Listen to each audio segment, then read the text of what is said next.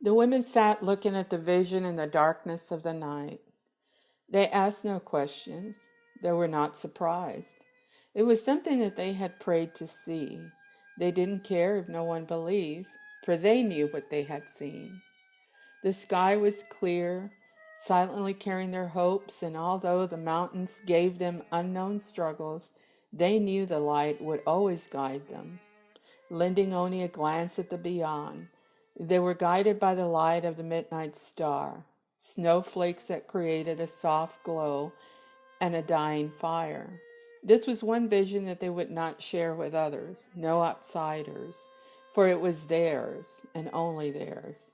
It was a vision that would stay forever, etched in their hearts, becoming a part of their soul. Each woman grasped the purity of her experience and the purity of her secret. ¿Hubieras traído café? With that pumpkin cream? There are artists that think that they need to be famous. Right, definitely. And that's a whole nother entity. You know, are you doing it because there's a passion to it, whether you sell or don't sell, or are you doing it because you want to be known, you want to be famous, you want everybody to have your work? Human nature will probably say that that's what needs to happen, is that we have that in us, that we want to be recognized. I think that it would be better to be recognized as an artist and be recognized as a famous artist. And I don't know. I think there's a very fine line with that, and it goes back to the fact of like the men can rise, to become very famous artists, but in women, well, you know what? I'm not going to say that because that's not really true.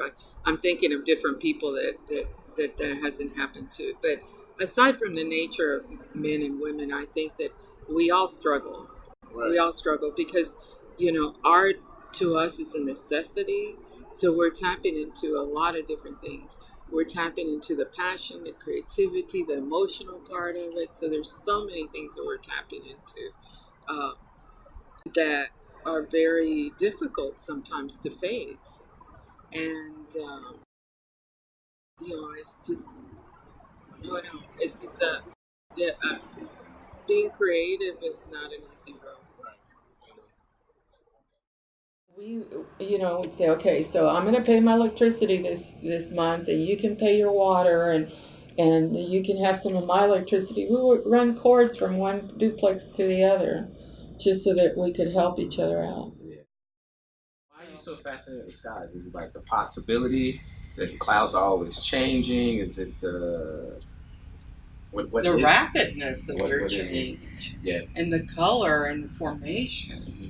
The formation is incredible. You can have some cloud that is so heavy and so powerful, and then all of a sudden this sweet little cloud just comes by. Right. So, but they're also like people. In what way? In the way that people that come into your life, mm-hmm. people that there's people that are very strong. Some of my friends are very, very strong, mm-hmm.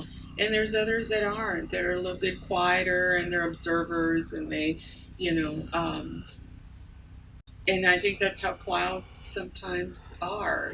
They just kind of pass by just to say a little hello and, move on. Yeah. And I'm a collector of people anyhow. Well, I was telling you about how sometimes I do things that are more in patterns like right. this, okay? And a lot of the reason for that is more so when my life is not in order. This is in order. Right. And so when I look at a painting, sometimes when it's finished, right. I think, okay, everything's in order. What does that mean? My life is in order. Whether it's a geometric piece or whether it's the women, it looks complete. And so then I can move on to another one. So but these kind of things that I do that are repeated are more so to put my own life in order. The visual language of the soul, the heart. It is a transformation of a thought that takes shape in an image, a color, or a line. And this thought then takes life. It is born out of emotion. There is always an underlining narrative, an underlining thought to each image. And the question of why the image was placed in a particular position, why a color was chosen to translate this thought, and why is the language of this thought so important? All these come together to structure the transformation of a thought.